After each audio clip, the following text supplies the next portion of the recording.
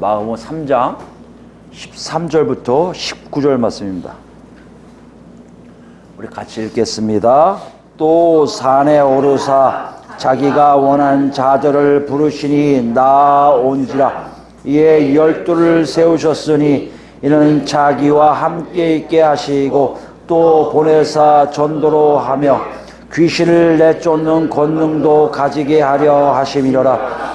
이 12를 세우셨으니 시몬에게는 베드로라 이름을 더하셨고 또 세베대의 아들 야고보와 야고보의 형제 요한이니 이 둘에게는 보아너게 곧 우레의 아들이란 이름을 더하셨으며 또 안드레와 빌립과 바돌로메와 마테와 도마와 알페오의 아들 야고보와 및 다데오와 가나나인 시몬이며 또 가룟 유다니 이는 예수를 반자하더라. 아멘.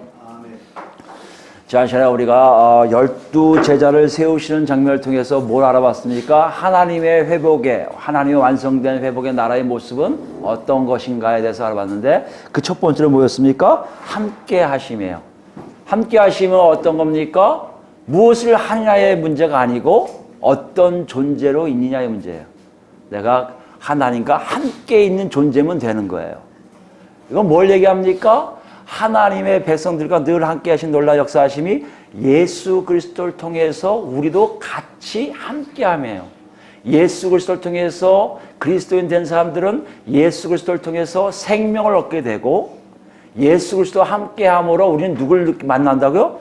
하나님과 함께 하고 있음을 만나게 된다는 것이에요. 여러분이 하나님과 함께함을 우리가 알고 있다는 것은 뭘 얘기한다고요? 나중에 완성된 하나님 나라가 이 땅에 오실 때 우리가 그 안에 하나의 일원으로 산다는 보증이라는 것이에요. 그러므로 우리가 지금 살펴볼 뭐라고요? 예수님과 우리가 함께하고 있는지를 살펴보는 것이 가장 중요한 것을 알았습니다. 한 주 어떠셨어요? 정말 예수님과 함께 하셨습니까? 어떻게 할 수 있다고요? 하나님과 내가 존재 대 존재로 실제하시는 하나님과 같이 가고 있음을 경험하셨습니까? 이거 어떻게 할 수 있다는 거예요? 그러므로 나도 모르게 나는 하나님 나라의 백성임을 알고 하나님 나라의 백성답게 살려고 나를 조심스럽게 자기 몸을 하나님께 맞춰가고 있음을 안다는 것이에요. 마가는요 우리에게 이렇게 얘기해요. 너희가 정말 하나님 나라에 있다는 것을 안다는 것은 내가 예수님과 함께 하심을 알고 있으면 자연스럽게 한다는 것이에요. 다시 얘기하면요, 내가 천국에 갈 것인지 아닌지를 안다는 것은 현재 내가 예수님과 동행하고 있으면 된다는 것이에요. 여러분 우리 다 거기 계시는 걸 믿습니다. 없다고요? 노크 소리예요. 빨리 들어오시라고요. 오늘은 더 나갑니다. 오늘은요 12명의 제자를 세우심 속에서 하나님의 모습을 보여주는 것이 두 번째예요. 그게 뭡니까? 14절 중간에 보니까 후반부에 가죠. 보내사예요. 보내사. 보내다라는 뜻은요 여러분 알겠지만 사도의 동사형이에요. 사도라고 했죠. 보냄을 받은 자들 이 뜻이죠. 이 보낸다는 것은 그냥 보내는 게 아니고 특정한 목적을 이루기 위해서 어느 정도 일을 맡긴 다음에 보내는 걸 얘기해요. 여기 뭐 주어가 누구예요? 예수님이세요. 예수님이 누굴요? 12명. 여기 12명인데 우리가 지난 시간에 봤지만 12명 뭐라고 볼 수 있습니까? 교회 전체. 그죠? 하나님 나라 백성들. 그들을 특정한 목적을 위해서 이루시기 위해서 보내는 작업을 하신단 말이에요. 다시 얘기하면 여러분과 제가 하나님 나라에 있다면 어떤 일을 한다고요? 함께 하심이 뚜렷한 것처럼 우리 또 어떤 일을 한다고요? 예수님을 통해서 우리가 보내짐을 안다는 거예요. 그럼 여러분 구체적으로 알아야 될 거 아니에요? 아니 보내짐을 안다는 게 어떤 것인가? 알아야 우리가 알 수 있잖아요. 정말 우리가 그 안에 있을까? 알 수가 있잖아요. 보내심이 뭘까요, 여러분? 보내심이라는 것은 우리는 낯설 수 있지만 유대인들한테는요 함께 하심과 같은 의미로 경험적 언어예요. 그들은 이미 조상들로부터 들었던 얘기와 자기도 가까운 과거에 혹은 좀 먼 과거에서 자기 아버지 때, 자기 아주 어렸을 때 그것을 기억할 수 있을 정도의 경험한 것들이에요. 그 언어가 뭐예요? 보내심이에요. 어떻게 있을까요? 우리 한번 그들의 그 생각을 한번 쫓아가 볼까요? 창세기 12장을 가보시면, 여러분 잘 아시는 사람이죠? 창세기 12장 가면 누구 나와야 돼요? 아브라함이죠? 아브라함. 네. 12장 1절부터 보시면요. 이스라엘 백성의 조상인 아브라함을 부르는 장면이 나오세요. 12장 1절입니다. 창세기 12장 1절. 여호와께서 아브라함에게 이르시되 너는 너의 고향과 친척과 아버지의 집을 떠나 내가 네게 보여줄 땅으로 가라. 내가 너로 큰 민족을 이루고 네게 복을 주어 네 이름을 창대하게 하리니 너는 복이 될지라. 너를 축복하는 자에게는 내가 복을 내리고 너를 저주하는 자에게는 내가 저주하리니 땅의 모든 족속이 너로 말미암아 복을 얻을 것이라 하신지라. 이에 아브라함이 여호와의 말씀을 따라 갔고 롯도 그와 함께 갔으며 아브라함이 하란을 떠날 때 75세였더라 라고 되어 있어요. 여기 보시면 알겠지만 어떤 땅으로 부르심을 보내심을 입어요. 근데 보내심을 입는 분명한 이유가 있어요. 목적이 있어요. 그게 뭡니까? 복에 사람들에게 모든 족속에게 복이 되도록. 어디 있습니까? 3절 보니까요. 모든 족속이 너로 말미암아 복을 얻을 것이라는 얘기예요. 이걸 보니까 보내심이라는 의미는 그냥 사람들로 가라는 게 아니라 하나님의 특정한 목적을 위해서 보내심을 입겠구나 우리 알 수가 있어요. 아브라함을 보내신 이유가 뭐라고요? 모든 족속이에요. 모든 족속은 뭡니까? 아브라함뿐만 아니라 아브라함 자손뿐만 아니라 다른 민족 전체에게 하나님이 복을 주기를 원하고 계시다는 것이에요. 이런 뚜렷함이 아브라함부터 시작한 게 아니라 그 전부터 있었다가 아브라함부터 본격적으로 나와서 나중에 언제요? 시내 광야, 시내산에서 이스라엘 백성들의 시내산 언약을 사인하는 후에 더 구체적으로 본격적으로 나오기 시작합니다. 그것은 이스라엘 백성들이 잘못했을 때 사람을 보내서 꾸짖는 일을 하는 사람들, 그뿐만 아니라 다른 민족에게까지도 하나님이 보내신 작업들을 하기 시작하는데 그걸 보통 우리는 뭐라고 한다? 선지자라고 얘기한다는 것이죠. 선지자가 바로 그런 일들을 했던 것으로 우리 알 수 있는데요. 예레미야서를 가보시면 거의 지금 이스라엘의 시작과 유다의 심판의 마지막까지 그냥 훅 넘어간 거예요. 그 많은 세월 중에 수많은 사람들이 그런 목적으로 보내졌는데 특히 예레미야서 1장 가보시면 예레미야를 부르시는 하나님의 목소리에 예레미야를 부르신 이유가 나타나고 있습니다. 1장 4절부터 볼까요? 예레미야서 1장입니다. 1049페이지에 있어요. 4절부터 봅니다. 여호와의 말씀이 내게 임하니라 이르시되 내가 너를 모태에 짓기 전에 너를 알았고 내가 배에서 나오기 전에 너를 성별하였고 너를 여러 나라의 선지자로 세웠노라 하시기로. 이미 태어나기 전부터 여러 나라의 선지자로 예레미야를 세우셨음을 하나님이 예레미야에게 알려주세요. 그때 예레미야의 반응은요, 내가 어리다고 얘기해요. 어떻게 얘기할 수 있습니까? 그랬더니 7절 보니까 여호와께서 내게 이르시되 너는 아이라 말하지 말라. 내가 너를 누구에게 보내든지 너는 가며 내가 네게 무엇을 명령하든지 너는 말할지니라. 너는 그들 때문에 두려워하지 말라. 내가 너와 함께하여 너를 구원하리라. 나 여호와의 말이니라 하시고 이랬어요. 어디든지 보낸 데를 가라고 하시는 게 보다 하나님의 선지자의 모습이에요. 아브라함이 가나안 땅에 간 것처럼 선지자들은 어디든 가게 돼 있어요. 어딘지를 얘기 안 하실 때도 많아요. 그냥 가서 있다가 그냥 와 하는 것도 있어요. 그런 식으로 하나님이 보내심이라는 것은 어떤 특정한 인물들을 세우셔서 하나님의 특정한 목적을 이루시기 위해서 파송하는 보내시는 작업들을 하는 것이 보내심의 의미라는 것이에요. 9절 말씀 보시면 그러면서 여호와께서 그의 손을 내밀어 그 입에 대시며 여호와께서 내게 이르시되 보라 내가 내 말을 내 입에 두었노라. 그 다음에 10절 보세요. 보라 내가 오늘 너를 여러 나라와 여러 왕국 위에 세워 내가 그들을 그것들을 뽑고 파괴하며 파멸하고 넘어뜨리며 건설하고 심게 하느니라 하시니라고 아예 목적을 말씀하세요. 어딜 가든지 간에 뭐가 있다고요? 어디 쪽은 파괴하시는 것도 있고요. 어디는요? 건설하시는 일이 있어요. 하나님의 분명한 일을 선지자를 통해서 하셨다는 것이에요. 여기서 보면 아브라함부터 시작해서 복을 다 얻게 할 것이야 시작해서 여기 보면 건설까지 이렇게 쭉 같은 맥으로 통하는 게 있다는 것이에요. 하나님의 큰 뜻은 하나님이 뭔가를 하시기 위해서요. 세우기 위해서, 복 주기 위해서 누구를? 사람을 보내셨다는 거예요. 오늘 이걸 마가가 예수님이 하신 일을 보내심이라는 단어로 이것을 보여주고 있다는 것이에요. 그럼 무슨 의미가 있을까요? 아니, 복을 주고 세우는 일이 뭔가요? 우리는 생각하면 저 사람들 잘 살게 할 건가 보다. 저 사람들 나라 하나 줄 건가 보다. 저 사람 왕 만들려고 저러시나 보다 생각할 수 있어요. 그런데요, 성경을 전체로 쭉 훑어보면 그게 그런 의미가 아닌 것을 알 수가 있어요. 어떤 의미가 있습니까? 그들을 세운다는 것이에요.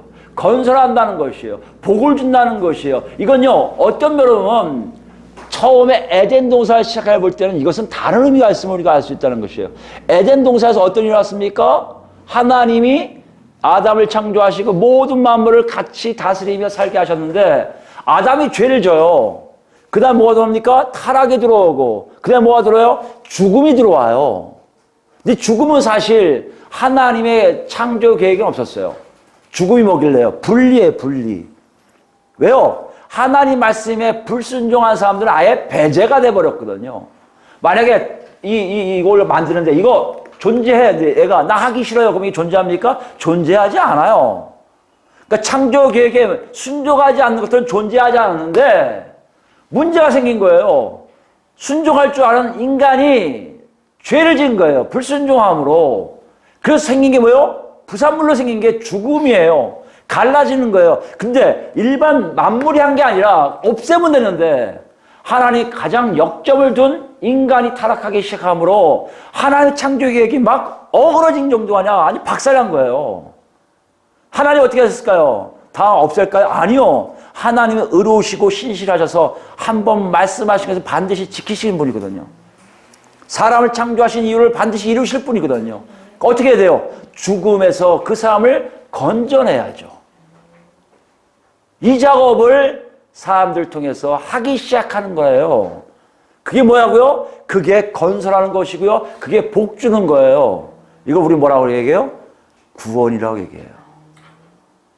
구원의 뜻이 뭡니까? 그러니까 건져내는 거예요. 위험에서 건져내고요. 죽음에서 건져내는 것이고요. 구조하다, 살리다는 뜻이 바로 구원이라는 단어에 있다는 것이에요. 이렇게 보면 아브라함이 모든 족속에 복을 주신다는 얘기와 선지자를 통해서 나라를 건설하신다는 이유는 뭡니까? 그 민족들에게 구원을 베푸시겠다는 뜻이라는 얘기예요. 여러분 이게 이해되시겠습니까? 굉장히 중요한 얘기예요. 아브라함의 모습도 바로 그렇습니다. 아브라함을 통해서 아브라함을 보내셨어요. 특정한 목적이 뭐라고요? 가는 곳곳마다 만나는 모든 족속들을 다 살려내시기 위함이에요. 구원시키기 위함이에요. 근데 문제가 생겼어요. 무슨 문제예요? 그렇게 해서 세워진 아브라함, 그렇게 세워진 아브라함의 자손들, 누구예요? 이스라엘이 바로 그 역할을 해야 되거든요. 그러니까 이 하나님 오시잖아요. 이스라엘 백성 보고 너는 내 백성들 뿐만 아니라 제사장의 나라다. 왜? 이 땅에 하나님을 증거할 사람들이라는 거예요. 파송한 거예요. 보내신 거예요. 가서 나를 증거하라는 거예요. 근데 신기한 게 이스라엘 백성들이 합니까? 점점 자기들의 죄악에 빠져서 더 하나님의 심판을 받을 수밖에 없는 여건이 된 거예요. 북이스라엘은 아수리아에서 심판받는 징계를 받죠. 유대는요. 좀 후에 바벨론에 끌려가게 됐다는 거예요. 그럼 여기서 끝나야겠네요? 아니요. 하나님은 뭐요? 신실하시고 의로우셔서 반드시 계획하신 걸 끝까지 진행하세요. 어떤 일을 합니까? 이제는 사람을 통해서 하신 일들을 아브라함과 이스라엘 자손들을 통해서 했던 일들을 이제 손수 직접 하시는 역사를 행하시려고 계획하신 거예요. 여러분 이것이 하나님의 계획 속에 우리에게 지금 보여준 장면들이에요. 거기에 누가 지금 핵심입니까? 바로 메시아야, 메시아. 이게 어디 있을까요? 이사야서 볼까? 이사야서 보면서 같이 이해를 하겠습니다. 이사야서 42장 보시면요. 이사야서 42장 1절부터예요. 여러분 잘 아시는 구절일 겁니다. 제가 읽습니다. 42장 1절입니다. 내가 붙드는 나의 종 내 마음에 기뻐하는 자 곧 내가 택한 사람을 보라. 여기 어떤 사람을 택해요? 근데 사람이 아니에요. 보라 내가 나의 영을 그에게 주었은즉 그가 이방의 정의를 베풀리라. 그는 외치지 아니하며 목소리를 높이지 아니하며 그 소리를 거리에 들리게 하지 아니하며 상한 갈대를 꺾지 아니하며 꺼져가는 등불을 끄지 아니하고 진실로 정의를 시행할 것이며 그는 쇠하지 아니하며 낙담하지 아니하고 세상에 정의를 세우기에 이르니 섬들이 그 교훈을 앙망하리라. 하늘을 창조하여 펴시고 땅과 그 솟아를 내시며 땅 위의 백성에게 호흡을 주시며 땅에 행하는 자에게 영을 주시는 하나님 여호와께서 이같이 말씀하시되 나 여호와가 의로 너를 불렀은즉 내가 내 손을 잡아 너를 보호하며 너를 세워 백성의 언약과 이방의 빛이 되게 하리니 내가 눈먼 자들의 눈을 밝히고 갇힌 자들을 감옥에서 이끌어내며 흑암에 앉은 자를 감방에서 나오게 하리라. 보시면 종을 세우는 것 같은데 끝에 뭐예요? 하나님이 직접 하시는 장면이 나와요. 그 종을 통해서 갇혔던 사람들, 죽었던 사람들, 그 사람들 건져내시는 작업을 하시겠다는 겁니다. 하나님의 계획은 이런 식으로 이렇게 있어요. 이제는 사람들을 통한 이스라엘 백성들 민족을 통한 것이 아니라 하나님이 직접 오셔서 하나님의 방식으로 하나님의 특별한 은혜로 하나님 사람들을 살리는 구원의 역사를 이루시겠다고 하나님이 선포하시는 거예요. 그게 뭡니까? 우리가 말하는 하나님 때예요. 마지막을 얘기하는 거예요. 그 마지막 때의 가장 핵심이 뭡니까? 바로 사람들, 하나님의 사람들을 건져내는 거예요. 구원시키는 거예요. 이 일을 가장 중점적으로 하겠다고 지금 선언하고 계신 거예요. 그 다음에 그런 일이 있었습니까? 없었어요. 쭉 없었어요. 와서도 선지자가 있어서 했는데 이런 일이 일어나지 않았어요. 그리고 말라기 이후에 400년 동안에 아무 음성도 아무 역사도 없다가 세례 요한에 의해서 회개하라 얘기했을 후에 바로 예수님이 오셔서 이것을 계속해서 선포하고 계신 겁니다. 이제 곧 하나님 나라, 아니 지금 하나님 나라가 너희 앞에 있으니 복음을 믿어 회개하고 복음을 믿어 살아나는 거예요. 건져짐을 당하라는 거예요. 오늘 본문 이걸 얘기하십니다. 본문 같이 보시면요.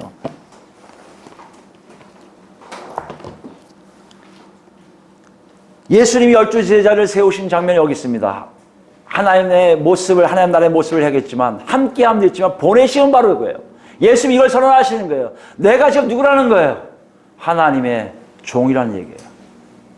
하나님이 기름 부음 받은, 하나님이 기름 부어주신, 하나님이 영을 부어주신 그 종이 바로 나이며 내가 하던 일들을 나의 분신과 같은 제자들, 나의 분신과 같은 교회가 행하게 될 것이라는 것을 좀 선언하고 계신 거예요. 이것은 뭘 얘기합니까? 여태까지 했던 모든 하나님의 역사가 완전히 뒤바뀌어서 완전히 바뀌어서 하나님의 마지막 때 세상의 모든 민족들을 다 거두시는 그 장면이 왔음을 선언하시는 것이고 그 장면의 가장 핵심은 하나님이 직접 손을 뻗쳐 그들을 다 건져내시겠다는 것이에요. 이것을 위해서 뭐한다? 보내심을 받았다는 거예요. 그럼 여러분, 우리를 한번 생각해 보세요. 여러분, 그거에 대해 지금 어떻게 생각하고 계십니까? 정말 그러고 계세요? 여러분 마음속에 지금이 종말인가 아닌가 헷갈리는 분들이 많이 있을 거예요. 정말 마지막 때인가? 그리고 구원에 대해서 얘기하면 꼭 구원을 얘기해야 돼? 예수 믿는 거는 그런 게 아니야. 예수 믿는 거는 우리가 할 수 없는 놀라운 정말 현인으로서 그분의 가르침과 그분이 얘기하는 사랑의 그 얘기가 너무 좋아서 그 안에 푹 빠져 살면 이 땅이 좋아지는 것을 얘기하시기 위해서 오신 분이지 우리를 어떻게 하려는 것이 아니야 라고 얘기하는 경우 많지 않습니까? 교양으로 생각하시면 많지 않아요? 문화적으로 생각하는 분이 많지 않아요? 거기에 그분들은 대부분 뭘 빼뜨립니까? 마지막 때라는 얘기를 싫어해요. 종말을 싫어해요. 그런데 우리에게 정확하게 지금 얘기하시는 것은 마가를 통해서 우리에게 얘기하시는 너희들이 알아야 할 것은 예수가 너희를 부르셨고 예수가 너희를 호명해서 너희가 와서 너희를 세우셔서 너희와 함께함을 너희가 안다면, 그리고 너희가 보내심을 정확하게 알고 있다면 너희는 뭐다? 지금 마지막 때를 살고 있는 것이요, 너희는 그냥 유의하라고 있는 것이 아니라 하나님의 마지막 놀라운 역사인 구원의 역사를 위해 지금 너희가 사용되고 있음을 말씀하고 계시다는 것이에요. 이건 우리의 모습을 볼 필요가 있습니다. 교회가 그것이 교회예요. 교회는요, 그냥 사람 모여서 서로 찬양하고 기도하고 헤어지는 것이 아니라, 교회란 실제적으로 마지막 때에 하나님의 방주 역할을 하며 사람들을 건져내는 작업을 하고 있어야 된다는 것이에요. 그럼 우리 중에 이럴 거예요. 에이, 그거 어떻게 가능해요? 저한테 그런 것도 하나도 없는데요. 저에게 뭐 얘기하려면 좀 말도 못하는 건데 뭐 그렇게 가능합니까? 얘기하시면 많아요. 근데 그거 우리가 잘 새겨야 될 게 있어요. 개개인에게 하시는 말씀이 아니에요. 개개인에게는 은사예요. 여기는요, 몸 전체를 얘기해요.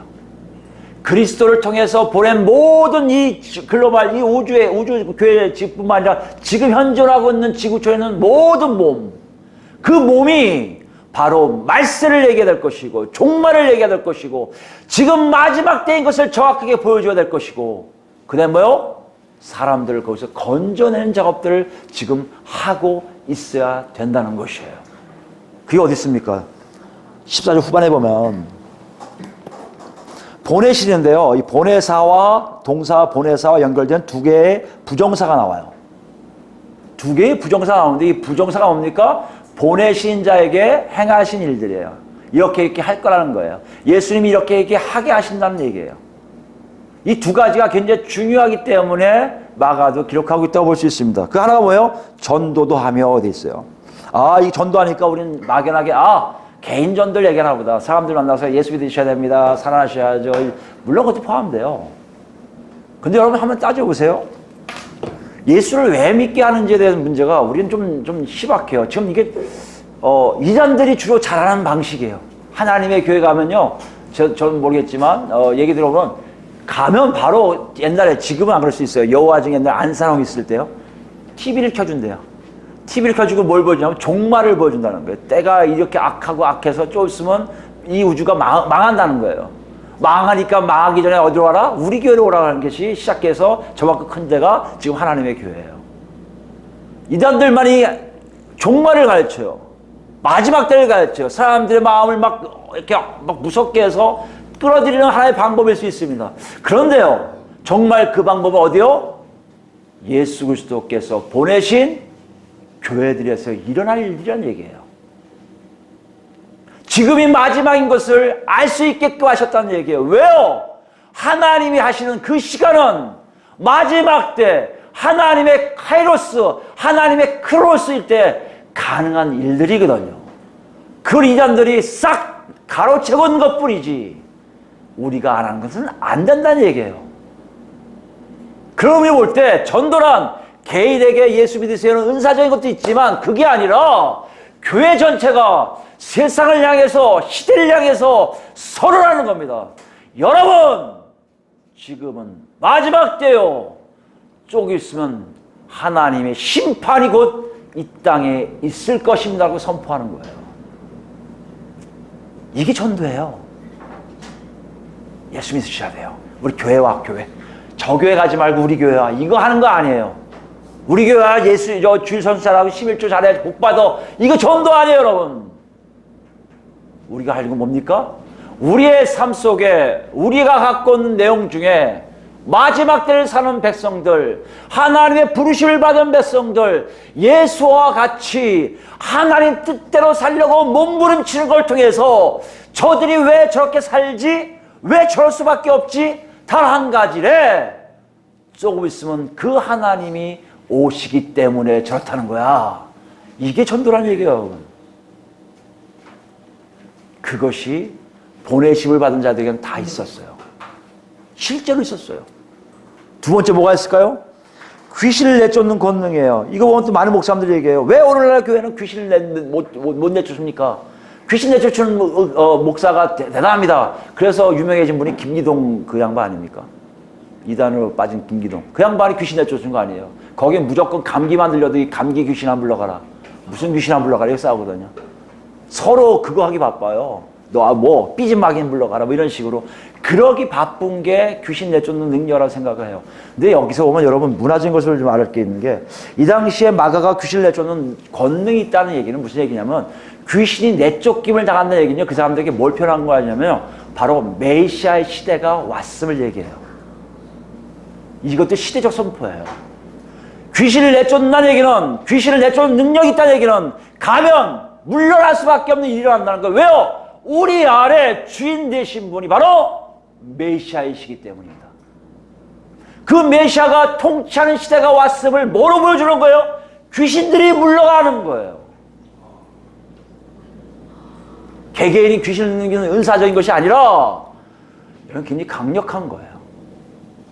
그러므로 교회가 가는 곳곳은요, 세상에 있었던 룰이 아니라 하나님의 방법으로, 메시아의 통치 방법으로 살아가는 모습들이 자연스럽게 나와 있는 것이 보내심을 입은 자들의 모습이라는 것이에요. 에이, 목사님, 그런 세상이 어디 있습니까? 여태까지 그런 교회 본 적 없는데요? 그런 분이 있을 거예요. 시대적으로 정말 마지막 때니까 여러분, 우리 모습을 보세요. 삶 모습을 보세요. 진지하지 않습니까? 우린 구원을 위해 사는 모습이 보이지 않습니까? 이런 교회가 어디 있어요? 아니, 가는 곳곳마다 메시아의 통치가 있어서 귀신이 물러가고 있음에 대한 예수 그리스도의 통치의 모습을 극단적으로 보여주는 교회가 어디 있어요? 그런 교회 못 봤어요. 목사님, 이건 허구에 이럴 수 있어요. 아니요. 실제적으로 이것을 경험한 교회들이 바로 초대교회의 모습인 것을 우리는 알아야 됩니다. 그 예를 한번 들어볼까요? 로마서 가보겠습니다.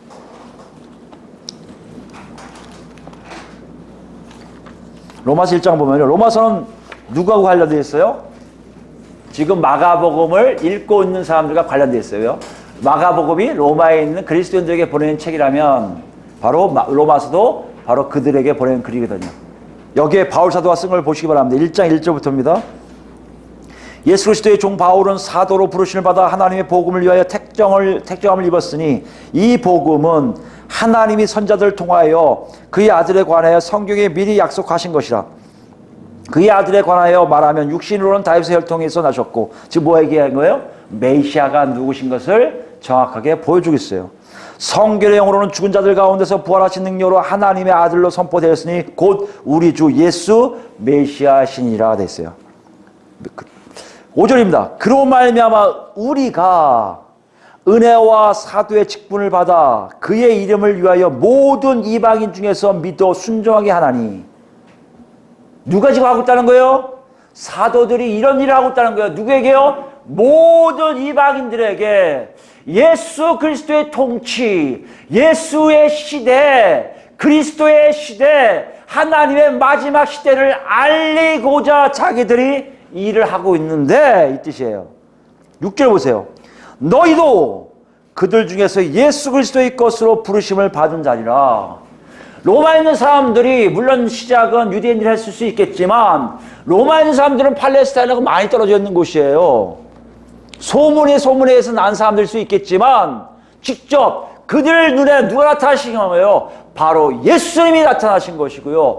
그들 스스로가 성령에서 뒤바뀜을 한 것이고요. 그들 스스로가 예수 그리스도에서 선택받고 예수 그리스도에 의해서 부르심을 받은 사람 것을 정확하게 알고 있는 사람들이라는 얘기예요.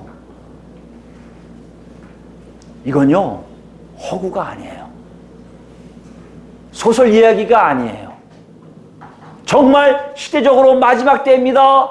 여러분 들어오셔야 됩니다 하고 외치는 것과 그것을 위해 메시아가 오셨음을 증거하는 그 모임이 자연스럽게 로마 교회 너희들 아니냐 하고 마가가 지금 얘기하고 있다는 것이에요. 7절 말씀 볼까요?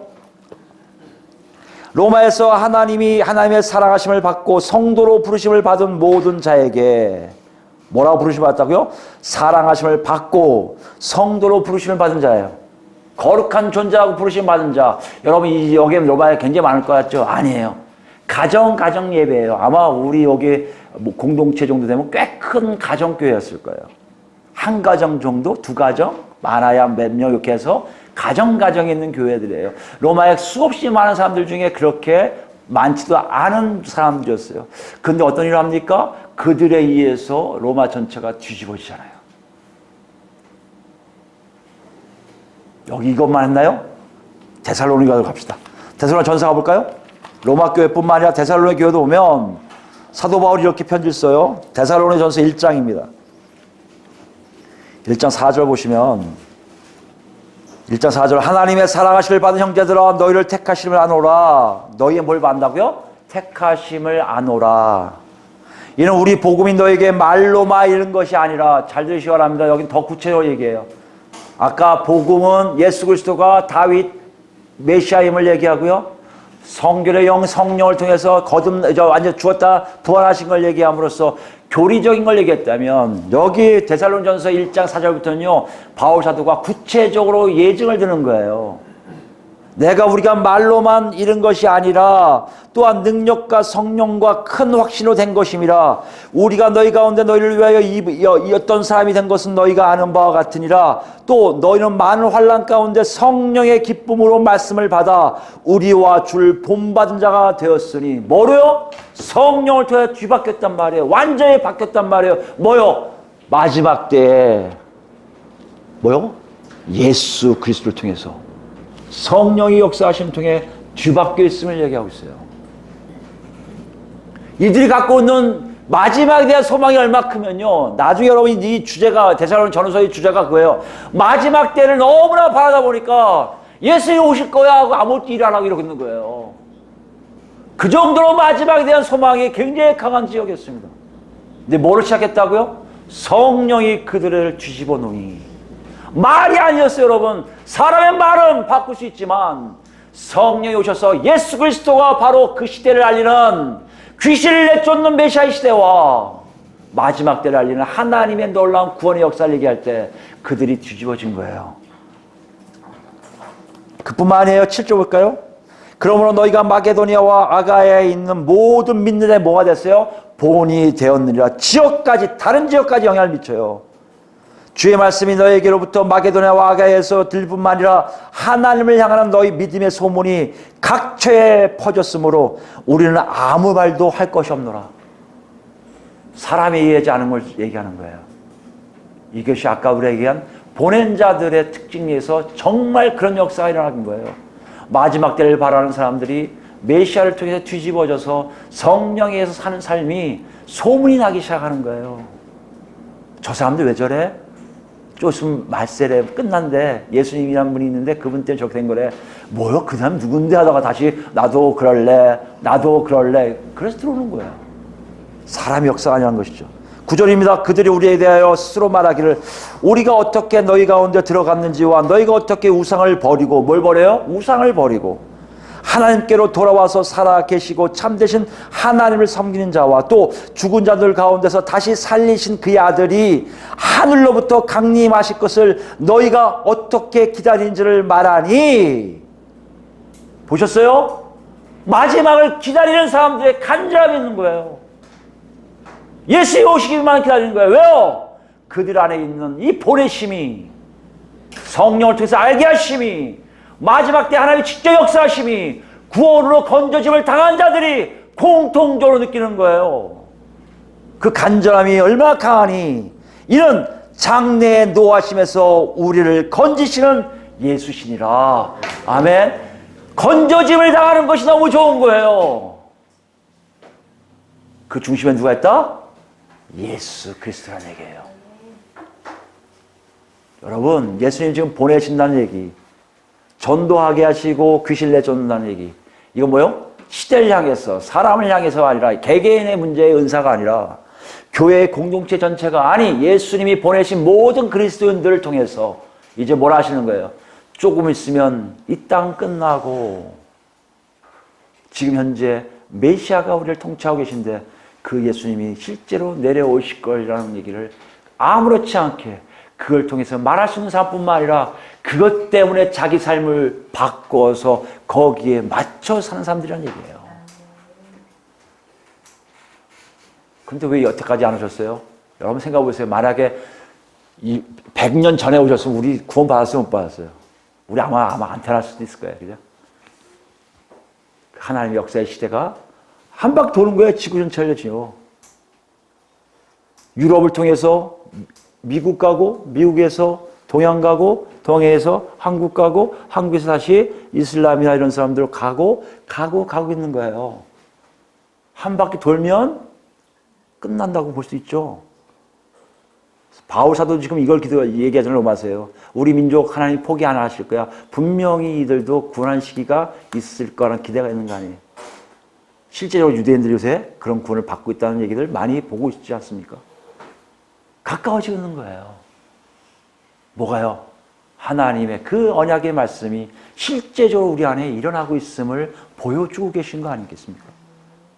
우리 한번 보세요. 근데 우리 한국교회를 보세요. 구원 얘기하면요, 구원파들만 얘기한다고 착각해요.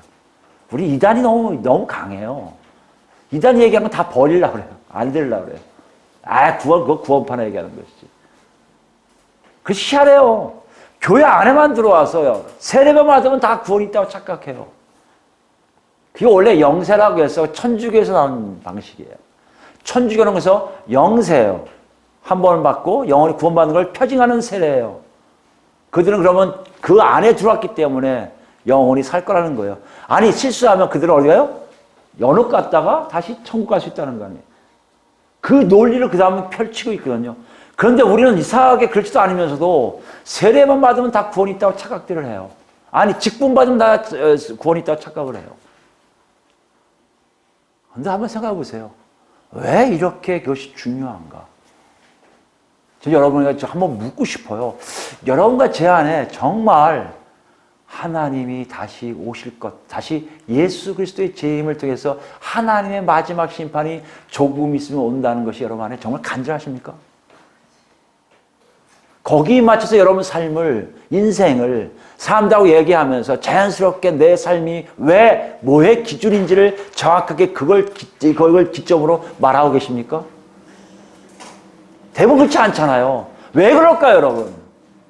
우리는 그런 시대를 살고 있지를 아는 것처럼 얘기해요. 뭘 훗날이라고 생각해요.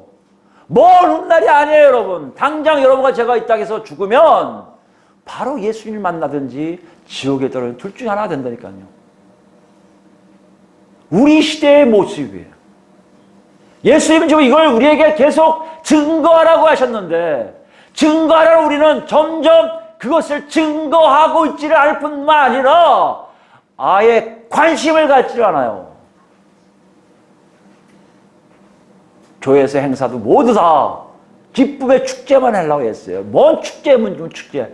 축제하기 바빠요. 아니요, 축제가 아니죠. 살려내는 작업들을 하셔야죠. 아니 뭐 사람들 전도 집회 다 그런 걸 얘기하는 게 아니라 100명이면 100명이 다, 1000명이면 1000명이 다 구원에 관심과 구원으로 들어가는 작업들을 하셔야 될 거 아니에요. 여기서 우리는 굉장히 위험한 시대에 살고 있음을 스스로 느끼게 하고 있습니다. 본문 오면 이걸 마가는 그대로 우리에게 증거하고 있어요. 16절부터 보면요, 굉장히 많은 마가의 의도가 나타나요. 여러분 12명의 제자 이름이 쫙 나와요. 근데 여러분 아주 예민하게 보시는 분들, 아주 예리하게 보시는 분들은 좀 독특할 겁니다. 베드로와 야고보와 요한은 자세하게 표현했는데 16절, 17절까지 했는데요. 나머지 8명은요, 그냥 8절에, 18절 안에 다 집어넣었어요. 그죠? 그 다음에요, 19절에 또 하나, 딴 인물 하나 이렇게 해놨어요. 지금 마가는요, 앞에 세 사람을 크게 비교하려고 했어요. 아마 앞에 세 사람이 로마 교회 교인들하고 많이 관계될 수 있을 거라 생각합니다. 볼까요? 베드로가 자주 왔겠죠. 얘기도 들었겠죠. 요한도 그 옆에서 왔다 갔다 했겠죠. 여기 야고보는 왜 썼을까요? 세베대 아들 야고보가 그 당시 유력한 일꾼이었어요. 그죠? 여기 이제 마가 보면 세 명이 계속 같이 갑니다. 계속 같이 다니는데요. 먼저 부르심을 받기도 하고. 근데 더 재밌는 거 아니라 더 중요한 것은 사도행전 12장 가면 어떻게 합니까? 이 야고보가 순교당해요. 어떻게 보면 로마 교회 이걸 보고 있는 독자 입장에서는요, 야고보가 지도자였어도 이거보다는 그 순교 사건이 더 크게 그들에게 와 있었을 거예요. 아, 베드로 사도는 고생하고 요한 사도도 고생하는 건 다 들었고 야고보는 순교당한 걸 아는 사람들이 18절에 나오는 이 8명의 모든 사람들, 먹어가는 사람들 다 고생했을 거야. 우리는 알아요. 후학들은 다 알아요. 여기 독자들은 모를 수 있어요. 우린 더 잘 알죠. 여기서 대부분 다 순교당해요. 그것도 외지로 가서, 도마 같은 사람은 저기 인도로 가서 순교당합니다. 물에 빠져 죽였다는 얘기도 있고 막 다 잘렸다는 얘기도 있고 그래요. 그냥 살아있지 않은 사람들이 대반이에요. 마가는 몰랐을 거예요. 그러니까 3절 두 사람만 강조하고 세 사람만 강조하고 나머지 처리하고 그 다음에 19절에 있는 사람이에요. 이 사람을 자세하게 기록해요. 여기 뭐 18절에 가나나인이라고 특별하게 나오는데 여러분 여기 1번이라고 써있는 밑에 보면 뭐라고 되어 있습니까? 아람어에서 온 말로 열심당원이 있죠. 열심당원을 가나나인이라고 표현했다는 거예요. 열심당원은 그 당시에 혁명을 추구하는 사람이에요. 그러니까 그런 식으로 간략하게 썼어요.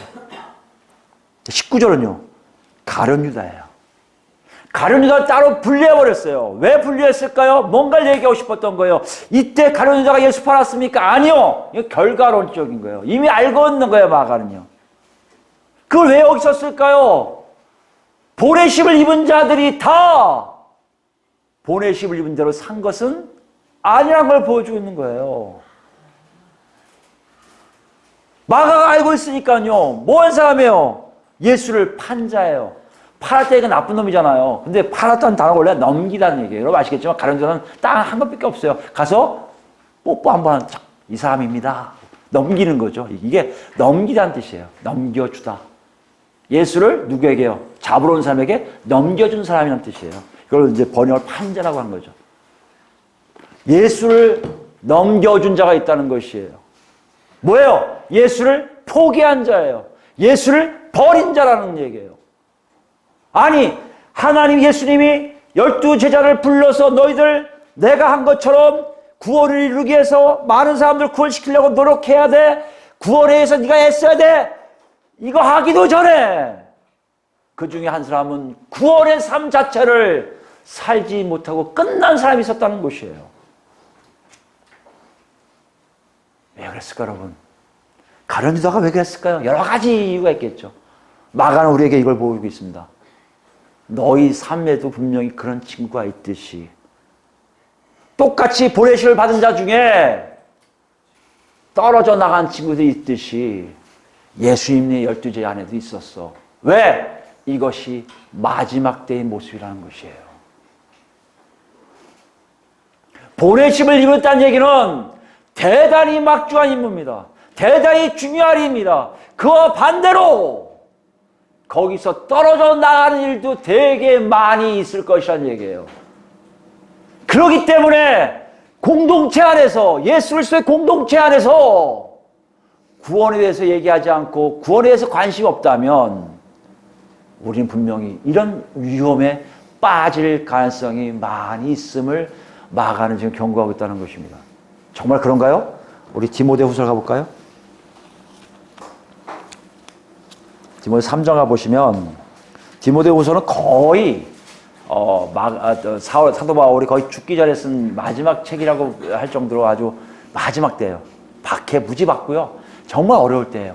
박해를 받는다는 얘기는 그만큼 사람들이 많이 바뀌는 거예요. 이렇게 배교도 하고 예수님도 팔아넘기고 막 이런 일들을 하는 거예요.